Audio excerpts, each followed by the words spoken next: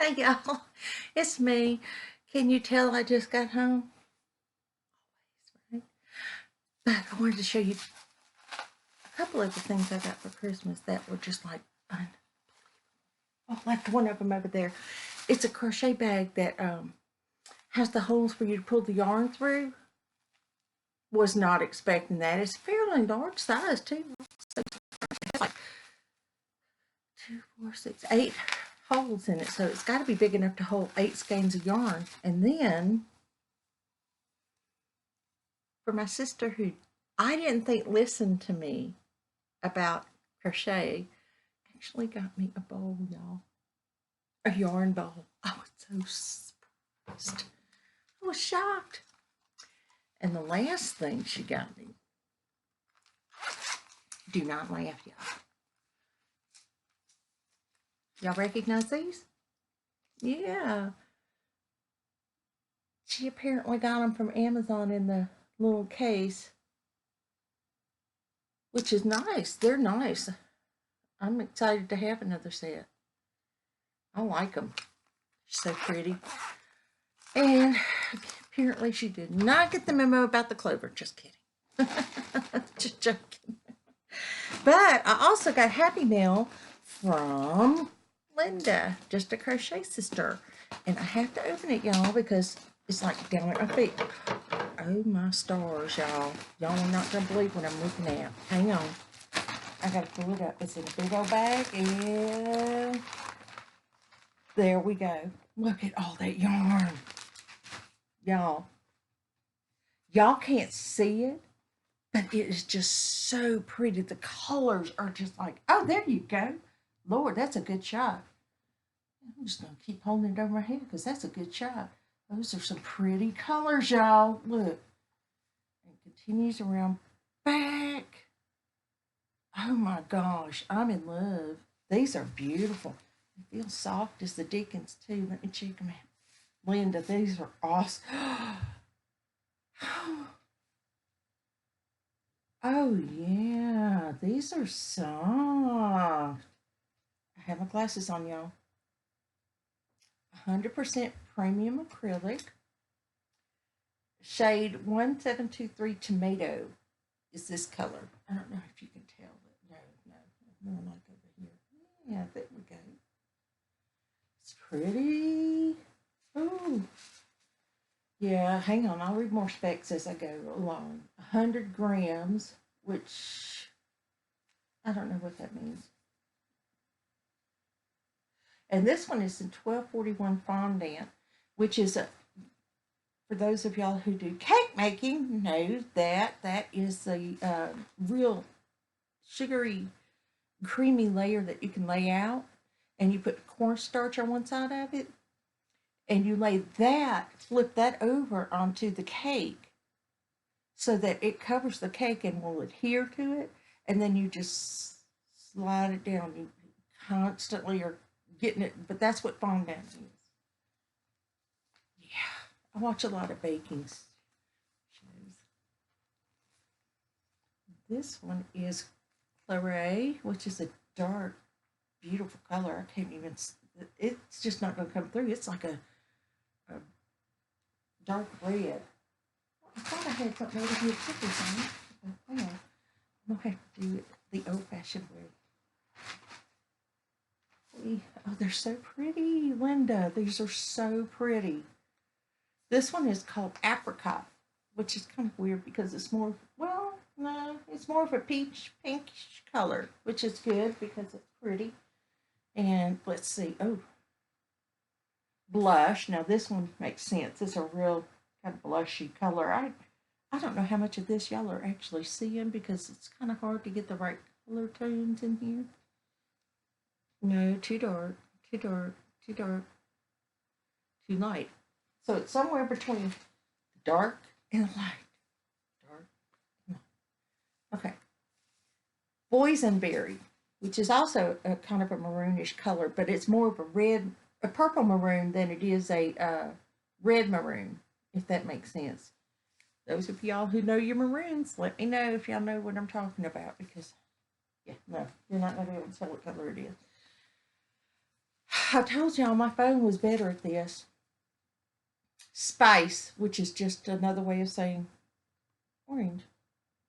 But it's more of a brownish orange, so maybe that's why they named it Spice. These are so soft. Woohoo! All right, the last one on the top row is shrimp, which is actually, it looks like a shrimp after you cook it. It's like that pink, that petal pink color. Okay, yeah. Oh, dahlia blanket. Oh, it's inspired by the dahlia, one of her favorite flowers, and she put 15 shades of this together to create a striped blanket. Included, will publish early post on January 3rd.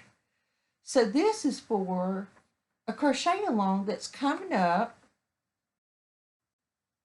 in January. So look how pretty these colors are. You really can't see it, but it is gorgeous, y'all. It's just beautiful. So that's what this was inspired by. Can't wait to see that blanket. I'm going to make it. I'm going to make it just like it tells me to. Saffron, which is a golden yellow, which is really pretty. That looks more yellow than this. This is more of a darker. More of a gold color, if that makes, yeah, I guess that does make sense. And this one is powder pink. Oh my gosh, this is so cute. This is pretty. This is really pretty. And it's also more of a lilac pink than just pink. I know. Y'all, I'm losing what's left of my mind, so y'all bear with me. Lemon. Exactly what it says. It's a pretty, pretty pale shade of yellow, which I love. Okay. Now, next, I'm almost through with this pack, y'all. Pomegranate, which is that pinkish, it's a dark pink, which is kind of pretty, by the way. And, oh, everybody knows what this is. This is lipstick red. And it really don't look red out there, does it? Nope. And this would be magenta, and it's a purple.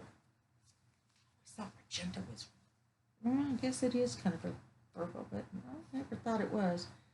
And this is fuchsia purple, which is more of a purple pink, which is very pretty. But yeah, that's all the colors in here. Isn't that amazing? They're beautiful, beautiful, beautiful. I can't wait to see what this blanket's gonna look like. It's gotta be a nice sized little blanket, I hope. Because it's got a lot of yarn to it. And once I get that pattern down, I'm gonna be doing it again. Because you know how I like to repeat my patterns more than once. I may do it with different colors and stuff after that.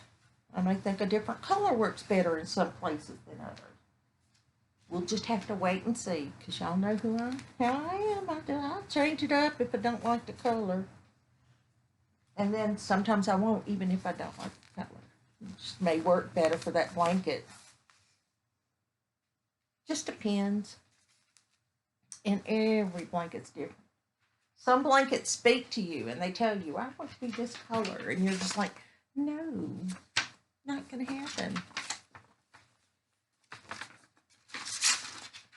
But everybody loved their blankets, so it went well. Everybody liked their little purses, and everybody liked their little hats and their dishcloths and everything. But the only thing is, one of the hats has gone missing.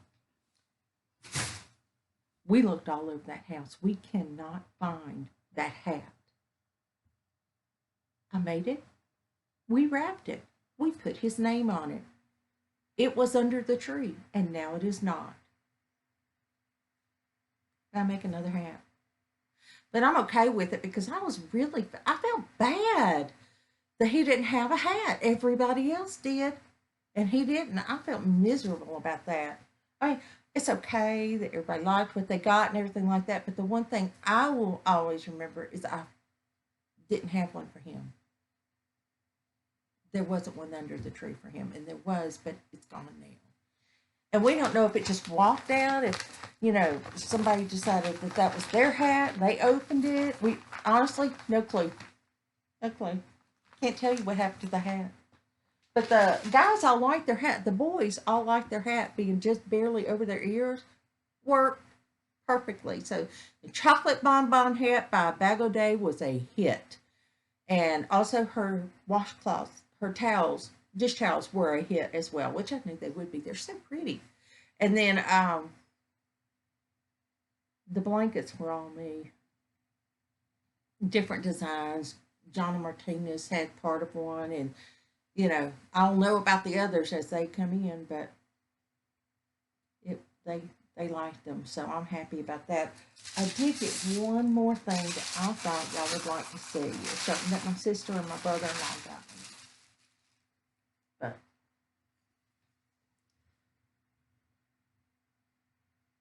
those are all my names that I go by: Mom, Mimi, and Tammy. And then it says, "I am the bread of life." This is our rolling pins that we got this year. And I love that. Oh my God. Well, you know, but it's a decorative rolling pin. I know that. I'm not gonna actually roll out dough with it, but I actually do use rolling pins. But and I couldn't find my rolling pin the other day when I was making sugar cookies, so I've got a cup out there. Have you ever tried to get cookie dough thin enough to make a sugar cookie that's crispy enough but still buttery enough? No, it takes forever. So I'm sitting here doing that. I got it done though. I nailed that. So I brought all those over yesterday, and then today I had to go over and make the mac and cheese, which everybody loves because it's just, you know, uh, wheat shell noodles, wheat shells, um, cooked. And the secret to wheat shells or wheat noodles or any of that wheat stuff to make it soft enough to where it's not that hard, stick, you know, gummy stuff. When you start your water, put the noodles in immediately. Put enough salt in there, you know, just make sure you have plenty of salt in there. And put the wheat in, not too much salt now, you know, you need to leave them a little that they can put to taste. But put salt in the pan, put your noodles in the water, and turn it on. Your noodles should always be in your, if you're using wheat, always put in your noodles right at the beginning when you get it on the stove, because it doesn't take as long to cook the wheat noodles that way. Um, they heat up with the water, so they're constantly moving that water through. So, yeah, it works. It's the only thing I'll ever use. That's the only way I'll ever cook wheat noodle products at all, because I've learned that's the best way. The first time I made it, nasty, and it took twice as long to cook. Because with regular noodles, they're done after a certain amount of time, like maybe 10 minutes or so. It depends on how high you've got the heat on. But you can cut into them and you know they're ready because they're just like really nice. Wheat noodles, you literally have to eat to find out if they're done. But they're worth it because the wheat noodles actually taste better in certain things that have cheese in it, especially mac and cheese. Um, and my grandniece and I were talking about it, is that some things we like wheat more than we like flour stuff. But yeah, y'all, I am so tired. This has been a week. And I get to go over tomorrow and help her finish picking up. And I brought home a lot of candy, which I should not have, but I did. Yeah, I did. Where did I? Oh, I stuck it behind the bags. That's all my stocking stuff, which is like, you know, poopery, sunglasses, stuff like that. Socks. That's socks. And this red thing, nothing but socks. Those fuzzy, fuzzy, fuzzy socks. And then there's a pair of socks in there, fuzzy socks. Somebody must have known I was needing some. And some lotion and hand wash that can go in my bathroom. It comes in a ceramic dish that you just set it down in, and that's it. You don't have to worry about it flying everywhere, coming off the side of you. You just put it down, and there it is. And that's exactly what I plan on doing. That basket is full of candy and other good things to eat, as well as uh, Christian material, because it came from my sister sister-in-law's church. They make us these baskets every year, and they put different things in them, and usually it's just a little pamphlet or a booklet, or just something to talk about Jesus and the Lord and stuff. And I appreciate it because it's like a lot of candy, which I'm eating Rose's M&Ms like you're going out of style. I love those. Yeah, this ain't nothing but a hot mess. Oh my gosh. See, it was even worse than I thought it was going to be. What happened is, this morning I get up and I've got my jammies on, booking it over to her house in my jammies, wearing my jacket, which I don't know where my jacket is. It must still be at her house. Couldn't find it. But my jammies and my jacket are missing, so if anybody sees them, let me know. But anyway, I get over there in my pajamas, and nobody else has their pajamas on. Well, what happened was they're outside working on my grandniece's car because her car started sparking last night. I thought they would be finished with it because I'm sure it was. I thought it was just like an valve or something that's getting caught. No, it's a caliper of a brake thing that's messed up. So they're still working on it. I'm like, oh my gosh, I'm wearing pajamas, and everybody else is going to show up here in another 35 minutes, no, 45 minutes to come start, because her mother-in-law is always early.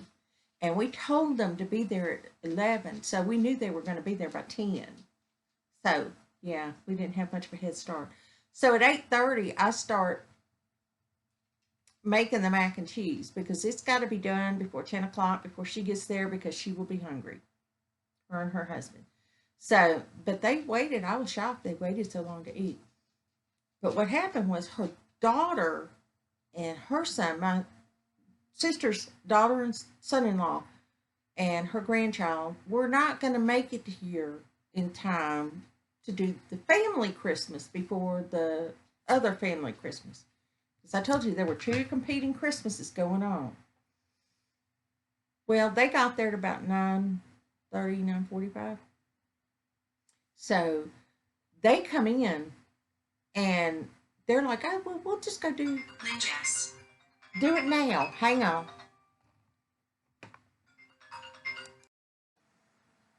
Hey, y'all. That was Linda. Just a crochet sister on the phone. I told her I was videoing, and she was like, "Oh, how cool!" And I was like telling her how much I loved her thing she sent me. That's so pretty too, y'all. But where was I? I have no clue. Oh yeah, the back-to-back Christmas present. All right. So what happened was we opened. They went into the back bed. My sister has two living rooms. She has a front living room, and then she has a back living room. That's why she has two Christmas trees. The front living room is where uh, my brother-in-law's mother and his sisters and all their families, that's where they have their Christmas. My sister has another tree in the back living room for her immediate family, which is my brother-in-law and her two children and their grandchildren. So that's what that was. So we all had to go back there to do Christmas right then. So at about, I just finished the mac and cheese, y'all. Just finished it and stuck it in the oven. So back there we go. So I'm sitting back there and we're opening gifts and stuff. So I have to get up and leave because I have to go stir the mac and cheese because otherwise it will burn. So I went and stirred it and came back, and they're still opening gifts. So she had opened it. I told y'all how many I wrapped. So I don't know why she was surprised it was taking so long, but it took a while. So at about 11:30, they finished opening gifts in the back. 11:30. Everybody is there for the other Christmas party by then. Everybody's already there. They're all waiting for us. Yeah. Not awkward at all. So we finish and we put everything away as everybody's get things put away, and I go in there to talk to people, so that they don't have to look out the window and see everybody run to their cars and put their stuff in the cars, that kind of thing. So I'm sitting out there and talking, and then my sister comes in, and then my brother-in-law comes in, and my brother-in-law's like, "Well, why don't we bless the food and eat?" And I'm like, "Is everybody there?" But yeah, apparently everybody that was coming was there. So it was a lot less than we thought was coming, but still a lot of people. So we all ate, which was delicious food because everybody brings something to eat. Everybody brings something, for everybody to eat out of. So my contribution, or my sister's contribution, was the mac and cheese and sugar cookies. Apparently everybody loved the sugar cookies. And so everybody's eating, and everybody finishes eating. I mean, within 5 seconds after finishing eating. So who wants to open present? Okay, let's go to it. So they go over there, and everybody's starting to hand out gifts and everything, and the things going here and there and everywhere, and everybody's opening and everything, and everybody's opening the things that I made them. And apparently, my sister had made me wrap, and I totally forgotten I had done this. I had wrapped a wreath, a wreath that I had made for his mother the year before, but we forgot to give it to her. So we wrapped it and gave it to her this year. Well, I was confused because I thought I'd just given her a blanket. So I was like, okay, I couldn't remember which wreath it was. Look, I wrapped that back in April, May, no telling. So got that done, and then she opened her blanket, and she loved it, y'all. She did like those flower colors. And the sisters loved their blankets, and then the younger generation loved their dish towels, and then the next generation loved their hats and their purses. So that was all good. And then they decided to start playing games. So they were playing games, and everybody's just having a really good time. And we're all sitting around. We're all, just having fun. Well, her granddaughter has to leave by 2:30 to go to work. So she leaves and takes my sister's grandson with her. So out they go. They're gone. Then more of the younger generation leave. They're gone. By the time we realized they did not get a family picture for that year, everybody was gone but one of his sisters. Literally. Nobody remembered the family picture until everybody was gone. So I packed up some candy. I got some stuff together, and I brought all my stuff home with me. And while I was talking to Linda, I did grab the bag, and it's purple. I don't know how much I love it. See, it's 6. I thought it was 8, but it's like 6. And it's got a little window here so that you can see, but there's different pockets for the yarn, and then one big thing for the project, I guess. So I'm excited. This was really nice of her. I'm actually kind of surprised she got it because, I didn't think she really, honestly, I don't know why I didn't think she paid attention to my crocheting, but she really did this year, and I'm very happy with it. So, that being said, I'm going to let y'all get back to your regularly scheduled weekend. And y'all, if I don't talk to y'all again this month, I want y'all to have a very Merry Christmas, or Happy Hanukkah, or Feliz Navidad, or Kwanzaa. I want y'all to have the most blessed holiday season you can have.